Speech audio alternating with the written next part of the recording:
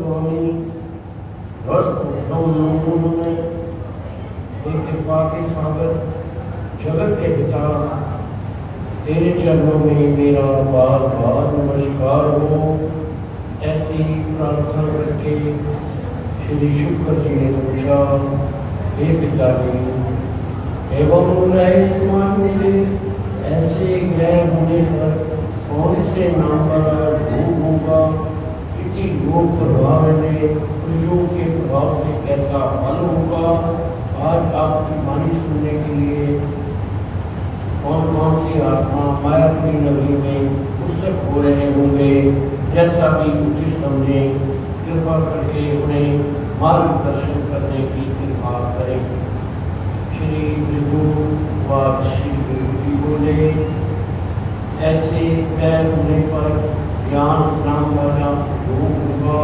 उस योग के प्रभाव से आज मैं अपने पुत्र भक्तों को ज्ञान की गंगा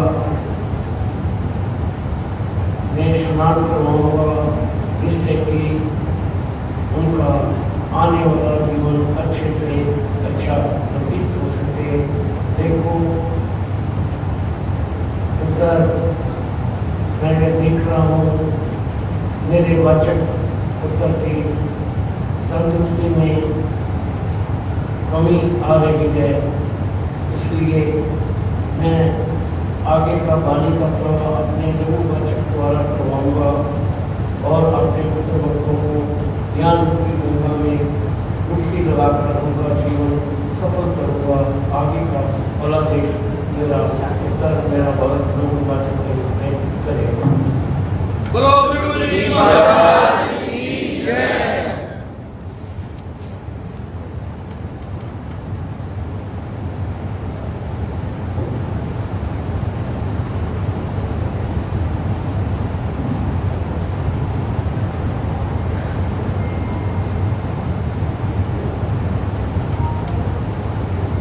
बोलिए विभु जी महाराज की जय। देखो शुक्र, आज मायापुरी नगरी में निर्जला एकादशी के उत्सव पर ना जाने कितने ही ऋषिगण स्नान करने के लिए पहुंचे थे और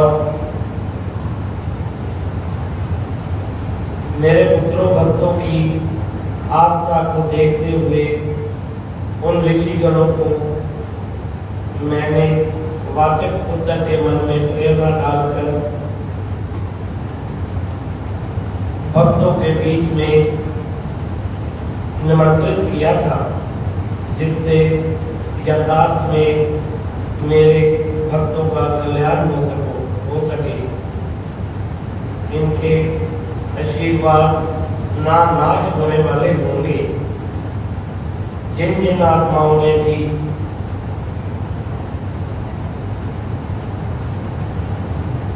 संतों ऋषिगणों को यथाशक्ति दक्षिणा भोजन करवाया, उनका जीवन की सारे कष्ट कठिनाइयाँ दूर होंगी। यह मायापुरी नगरी में दिए हुए नाश होने वाले आशीर्वाद है। श्री शुक्र जी बोले, हे पिताजी, गंगा मैया का क्या रहस्य है और क्यों गंगा मैया को पाप मोचनी के नाम से बुलाया जाता है, इसके बारे में आप मार्गदर्शन करने की कृपा करें, जैसा भी आप उचित समझें, क्योंकि आए हुए सभी भक्तों के मन में भी ऐसी ही विचारधारा चल रही है। श्री भृगु जी बोले, हे शुक्र, और आए हुए मेरे सारे भगत ध्यान से सुने। यह रहस्यमय फल होगा और इसका फल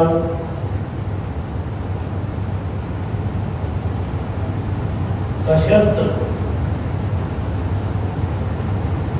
गंगा में डुबकियों के समान होगा। ध्यान से श्रवण करें। गंगा एक आध्यात्मिक यात्रा है। गंगा स्नान, गंगा मैया एक जीवित शक्ति के रूप में है। यदि गंगा भारत के पास नहीं होती तो भारत ही नहीं होता। भारत के सब तीर्थ लुप्त हो जाते। भारत के समस्त ऋषिगण सब समाप्त हो जाते। भारत का सारा साहित्य अधूरा पड़ जाता। गंगा के साथ भारत के प्राण जुड़े हुए हैं। यह समझो, गंगा हमारी आत्मा का प्रतीक है। क्या कारण रहा होगा जो गंगा हमारी प्रतीक बन गई? आज से हजारों वर्ष पहले श्री कृष्ण ने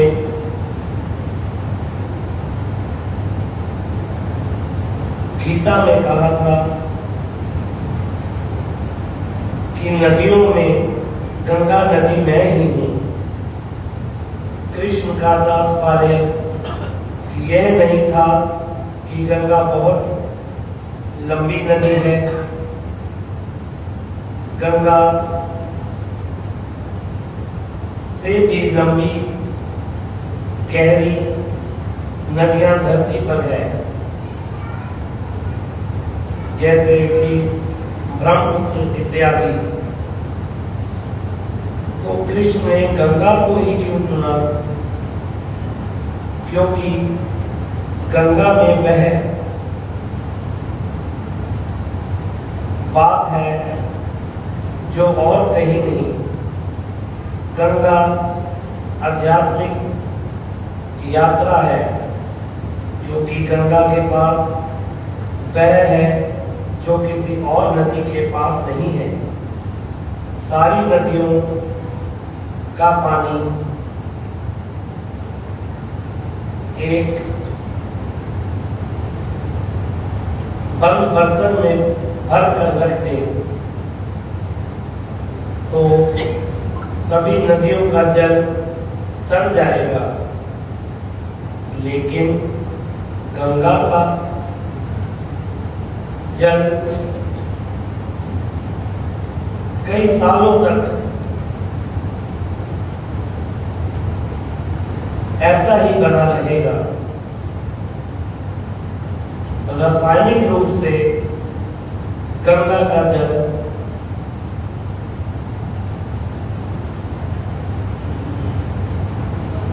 एकदम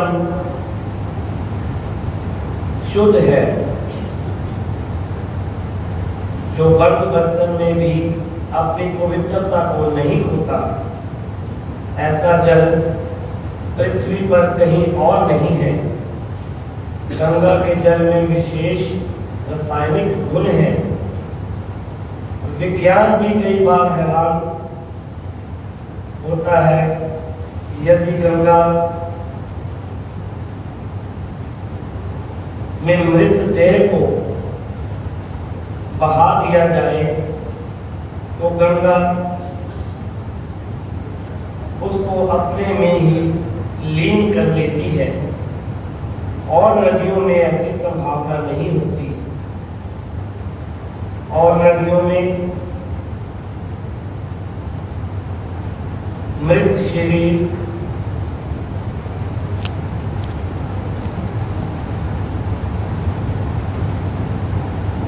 बदबू के समान हो जाता है। गंगा यहाँ तक कि लाखों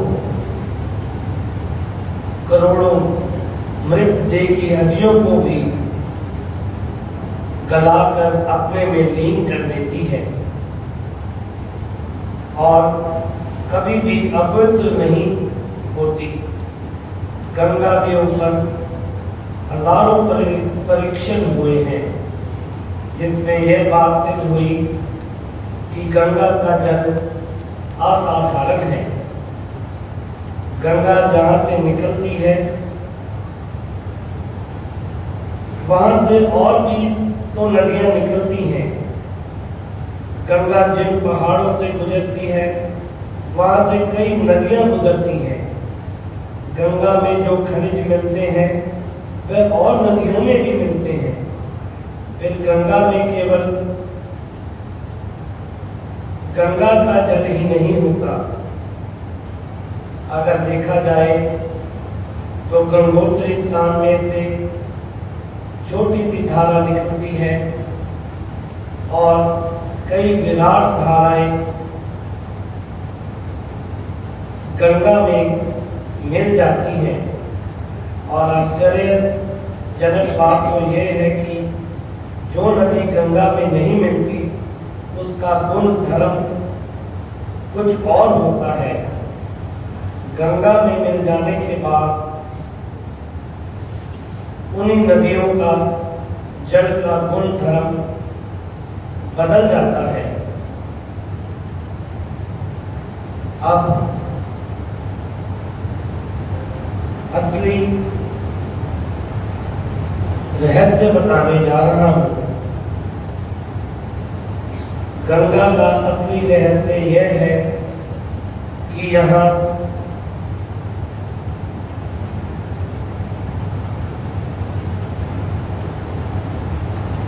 करोड़ों वर्ष से तपस्वियों ने अपनी परम अवस्था को गंगा के किनारे में बैठकर पाया है।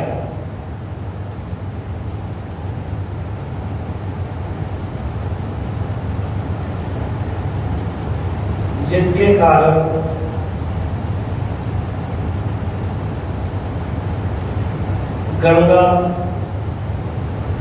गंगा मैया के रूप में विख्यात हो गई।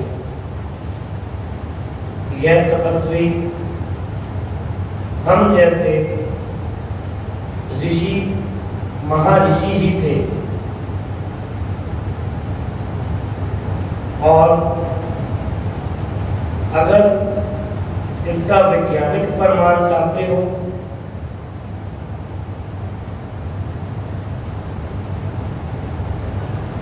अगर कोई भी अपवित्र व्यक्ति जल के पास ही बैठ जाए तो इतने में जल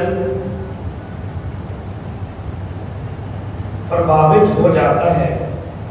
जल बहुत शीघ्रता से अनुप्रमाणित हो जाता है, इसमें संदेह नहीं है। गंगा को पाप मोचनी इसलिए कहते हैं, यह ऋषियों के तप के कारण जल अनुप्रमाणित हुआ है। अगर आप हृदय के द्वार खोलकर गंगा में स्नान करें तो आप भी परम पद में मिल सकते हैं। गंगा का जल बहुत ही पवित्र माना गया है।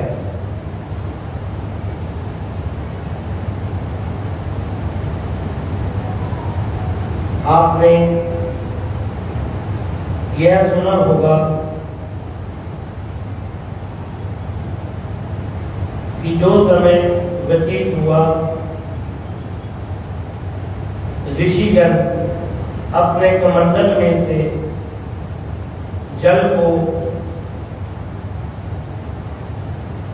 जल से श्राप और वरदान दोनों दे देते थे, जो इस बात का प्रमाण है कि जल बहुत शीघ्रता से अनुप्रमाणित हो जाता है। जल तरंगित हो उठता है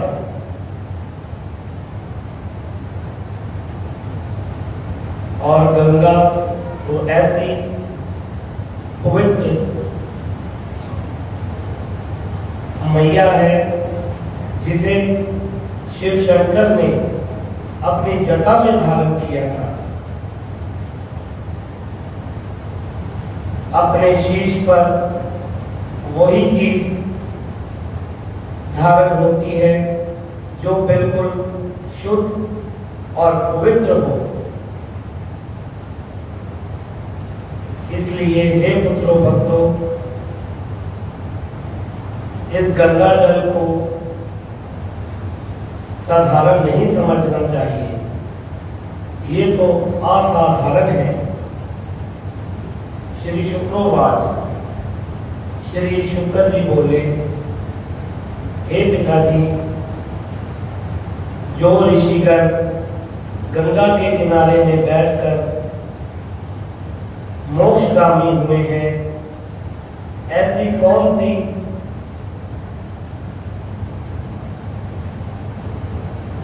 दुर्लभ विधि है जिससे आपके भगत भी मोक्षगामी हो सके, उसके बारे में भी मार्गदर्शन करें। श्री भृगु जी बोले, हे पुत्र,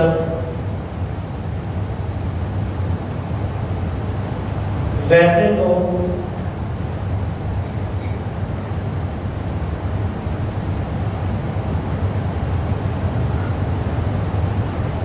भगवान ईश्वर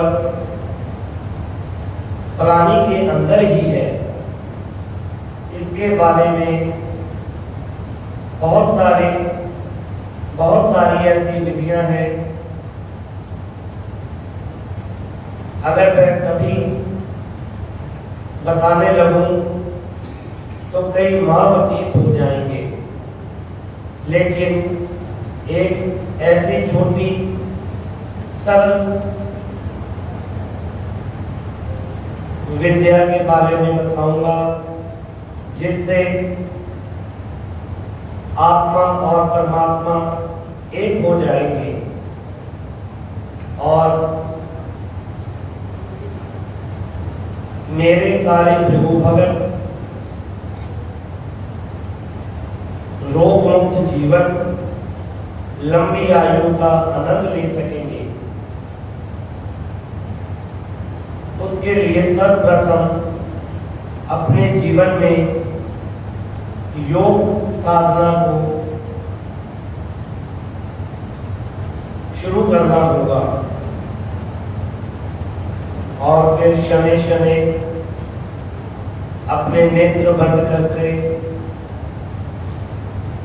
अपनी जीवा को पीछे तालू की ओर लगाकर आंखें बंद कर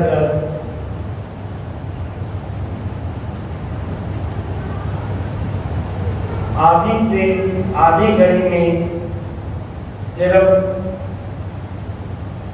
4 से 5 श्वास ही निकले। श्वासों की ओर एकाग्रता को बढ़ाना होगा और फिर तुर्य अवस्था की ओर जाने लगोगे, क्योंकि जब ईश्वर ने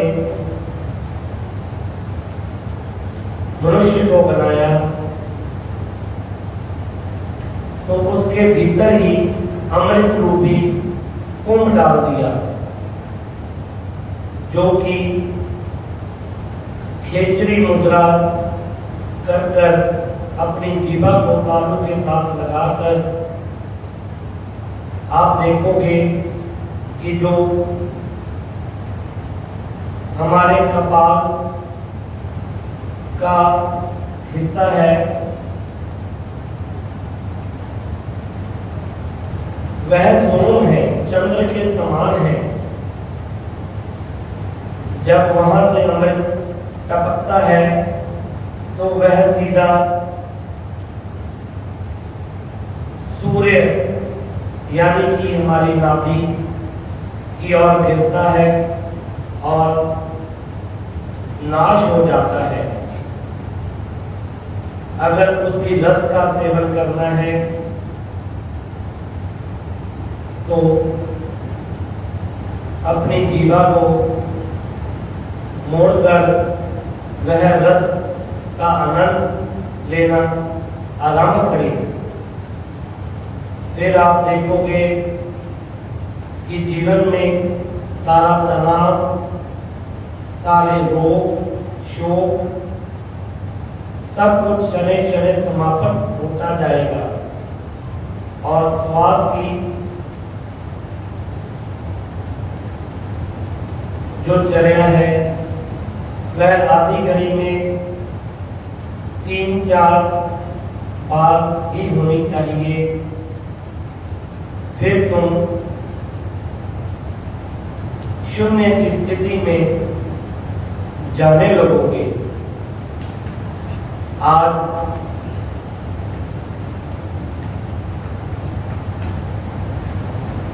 गंगा